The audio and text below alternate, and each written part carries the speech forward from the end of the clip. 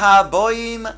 Welcome everyone. We're about to begin Be'ezras Hashem together on Daf Dalid Amud Beis, starting with Daf Dalid Amud Aleph, 6 lines from the bottom. The Gemara just told us the Shita of Reish Lakish that the Nochri is prohibited from giving their donations both during the building of the Beis Hamikdash as well as for the upkeep, the Bedek Habayis, even after it was built. The Gemara said, however, a korban oilo that a Nochri could bring. So ask the Gemara the following question. Ve'eno mevi imo nesachim, since the korban oila comes with it nesachim, that means wine libations as well as the minchas nesachim. So the Gemara asks, umoisa nesachim loy leklei shores inun. Is it not that when there's additional parts, in other words, the Gemara understands that the what's called moisar nesachim, since over here the Nochri may have forgotten in certain circumstances to give the nesachim, he has to donate it, and therefore, if he did not do so, it's the communal funds that will provide for the nesachim with his korban oila. Subsequently, he has to pay back and give for the value of the nesachim. Where does that go to, that moiser nesachim? Well, that will go to, says the Gemara, bedek habayis. If so, ask the Gemara, umoiser nesachim loy leklei shores inun. Will not go towards the klei shores, bedek habayis. Nimtza, mevi, dovar, and the Mefarshim put in over here, she'eno mesuyam. So we see over here, this type of donation towards the klei shores, the bedek habayis, is going to be from things that are not necessarily mesuyam, which would be a kasha and Reish Lakish, who did not make a distinction. He said, bein batchila, bein basoif, bein bedavar shemesuyam, bein she'eno mesuyam, is not going to be valid. You cannot accept a donation from the Nochri. Hey, Siv Rabbi Yosi Bar Rabbi Bun. Rabbi Yosi Bar Rabbi Bun, he answers and says the following. V'hotaninon nerochin ve'orchin. Behold, it states in the Mishnah that the Nochri can be the subject of erechin, and they can also then give, the other opinion says, an erechin donation. An erechin donation would mean they can say that the value of that certain Jew that's dictated by the Torah, I am taking that obligation into myself to give. And how can he do that? L'chara will go towards bedek habayis. Says Rabbi Yosi bar Rabbi Bun to explain. Loy lebedek habayis inun does not go to bedek habayis. So how does it work? How can they go ahead and give to bedek habayis? Explains. Heich ma da'at omar tamon. That which it says over there. L'shamayim hu miskavein umealein hein boyin lebedek habayis. Really, the Nochri doesn't intend that it goes directly to bedek habayis. He thinks it's going towards a korban, and therefore it's only incidental that it goes towards the bedek habayis. That's how it works over there by the erechin. So then over here too, Kain at Omar af hocha l'shamayim hu miskavein, on top of Daled Amud Beis, umealein hein boyin lebedek habayis. So too over here, the moisar nesachim, when he then donated, he thought it was going towards the korban, not towards the bedek habayis. Only incidentally, they used it for the bedek habayis, so that's sufficient. Ask the Gemara, Ma ovad lo Rabbi Shimon ben Lakish. How does Rabbi Shimon Lakish do with this distinction, without making a distinction? In other words, some learn that the question is, after all, Rabbi Shimon ben Lakish, he is very stringent. He doesn't make any distinction between batchila ubasoif, be'medavar mesuyam, be'v'shain davar mesuyam. So how can you make this distinction over here and be lenient and say, so long as he didn't have intention, but it goes to bedek habayis, it's still okay? Answers the Gemara posar lo. He would solve this. He would answer this by saying, Loi lochem velonu livnos bayis le'elokeinu. He would bring and invoke the pasuk that says, not to you and to us to build the Beis Hashem. In other words, he's saying that that's okay in terms of the building, in terms of doing it for bedek habayis directly with the intention. But something lacking the intention, that was not included in the Torah. And therefore, if it's incidental, even Reish Lakish would agree it can go towards bedek habayis. The Gemara continues, Reb Chizkiya Omar Rabbi Simon Shoal. The Gemara says that Rabbi Chizkiya Omar b'Simin Shoal. Again, we explained this earlier, that when it comes to the question Shoal in the Yerushalmi, it doesn't mean that he's himself asking the question as if he has a suffix. Rather, it means that he himself holds this with brirus. It's clear to him. Only he wants to get the haskama from the other rabbonim in the Beis HaMedrash. So he asks the following.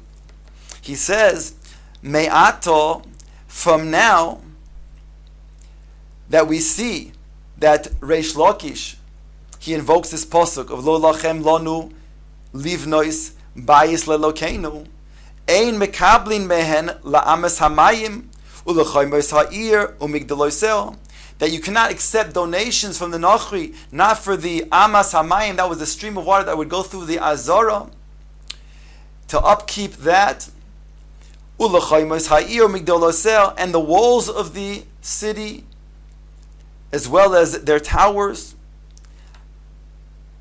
Al Shem, based on the pasuk that it says, and I'll read the entire pasuk, Ve'oshiv oisom dovar, and he then explained, he answered back to the Nachrim, this is in Nehemiah, Ve'oimer lam, he said to them, Elokei hashomayim hu yatzliach lonu. You think we're building the walls in order to then make an uprising, to rebel? No, he says, we're doing this because Elokei Hashomayim hu yatzliach lonu. He will make us successful. Va'anachnu avodov. We are his servants. The pasuk concludes, Nokum ubaninu. We will rise and build. Velochem ein chelek utzdaka v'zikon b'Yerushalayim. And you will not have any portion or any zechus in the remembrance of Yerushalayim. So that's what the pasuk is getting over here. When he brings this, he says, "Don't you masking to me that therefore all of these things, including the upkeep of the amas hamayim and the chomois of the ear, migdaloseho as well, al shem velochem." The last part of the pasuk, ein chelik, and you will not have any portion or any zechus in the remembrance of Yerushalayim. Should be including this as well, and aren't you masking with me that this does include that you cannot accept a donation from the Nachri for this as well? Skipping the parentheses, the Gemara now begins Masnisa de Rabbi Meir. Our Mishnah begins by stating that when it comes to the donations of the Machzis Shekel, some of them include the Kalboin, and the Mishnah begins by saying Levim, Yisrael, Vegerim, Va'avodim, Meshuchrorim require giving a Kalboin. So the Gemara says this is Rabbi Meir. The Gemara goes on and says why? Da'amar Rabbi Meir kishem sheshiklu Torah kach kalbonoi Torah. Just like as the Torah was mechayiv machatzis shekel, the giving of the half shekel, it also was requiring one to add a kalbon together with the donation. In other words, Rabbi Meir says this is midiaraisa, this requirement of giving the kalboin. Kesova Rabbi Meir. Rabbi Meir holds benoisein shikloi sholem shuhu chayiv bekalboin. That means if he gives a full sela, the sela is really a full shekel, and therefore he wants to break it and then give half the shekel from that to the portion of his giving to the Beis HaMikdash of Machzis HaShekel, he's chayiv to give a kalboin together with it. Do'om Rabbi Meir, if you remember, he said, Kemin madbeya shel eish hoitzi HaKadosh Baruch Hu mitachas kisei HaKavoidoi v'hereo l'Moshe.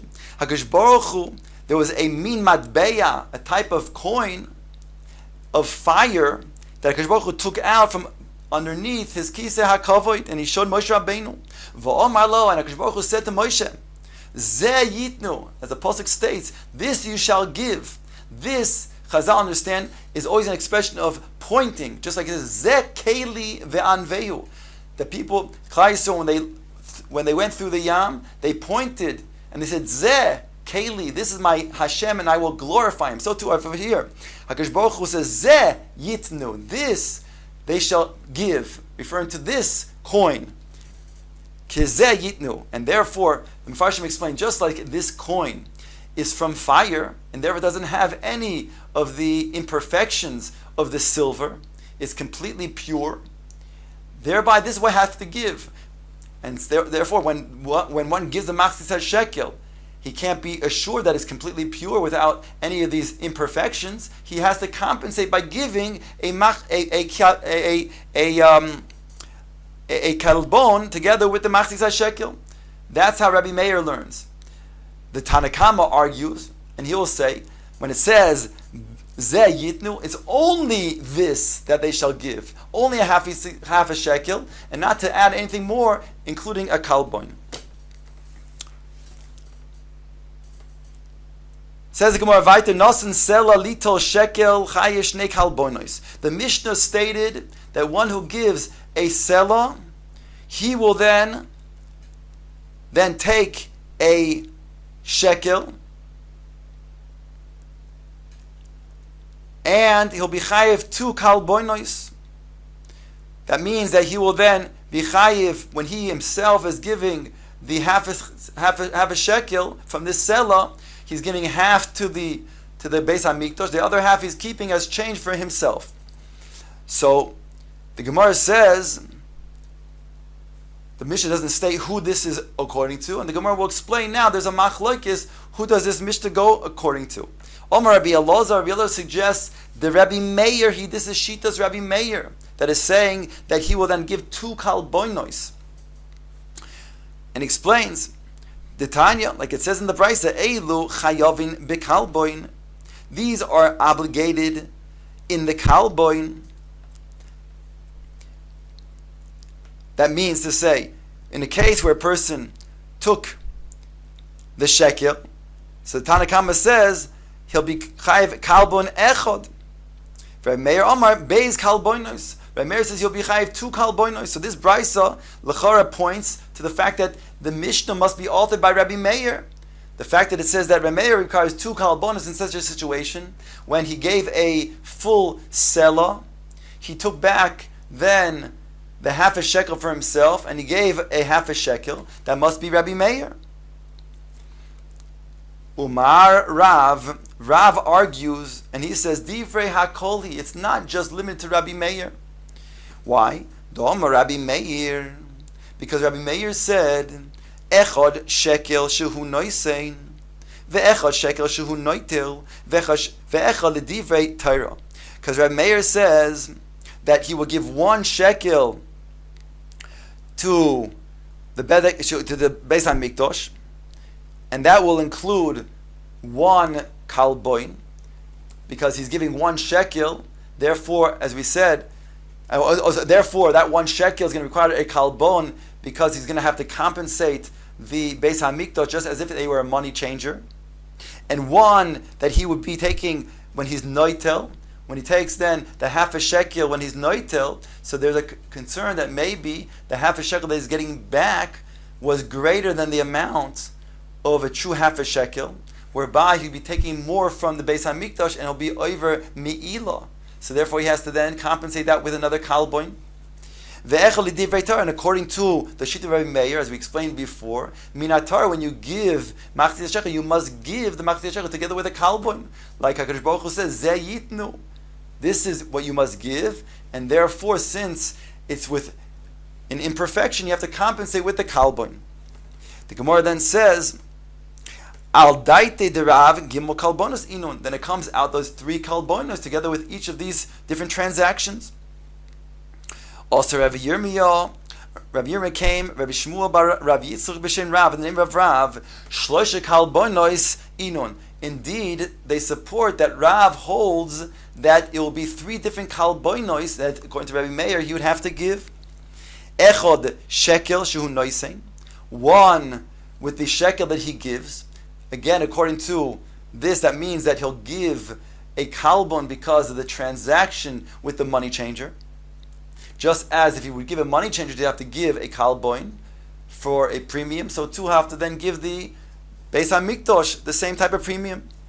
Ve'echad shekel shehu noitel, also have to give a kalbon for the shekel that he took, again because of compensation, that maybe the shekel, half a shekel is worth more than true half a shekel, and therefore he doesn't want to then be moyel.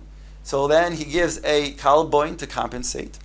And the third one, ve'echad l'divrei Torah. And the third one is for divrei Torah because according to the sheet of Rabbi Meir, when you then give a half a shekel to the Beis HaMikdash, it always requires a kalboin, like we saw before from the Gemara of Zeh Yitnu. So it comes out, though, however, that according to the Tanna Kama, there would be at least two. In other words, even the Tanna Kama would agree that the two, he would have the first two. One, he would give for the noisein, like the money changer he would give it to the Beis HaMikdash, and the second one also to compensate that he shouldn't get more than the half a shekel's worth to not be over me'ilah, and therefore he has to give a kalbon for that. But what he disagrees, the Tanna Kama with Rabbi Meir, is Zeh Yitnu, that we said before. According to Rabbi Meir, again, Zeh Yitnu means that you must always add a kalbon, because when HaKadosh Baruch Hu gave that mabei and showed Moshe Rabbeinu Zeh, this Yitnu they shall give, it was completely pure.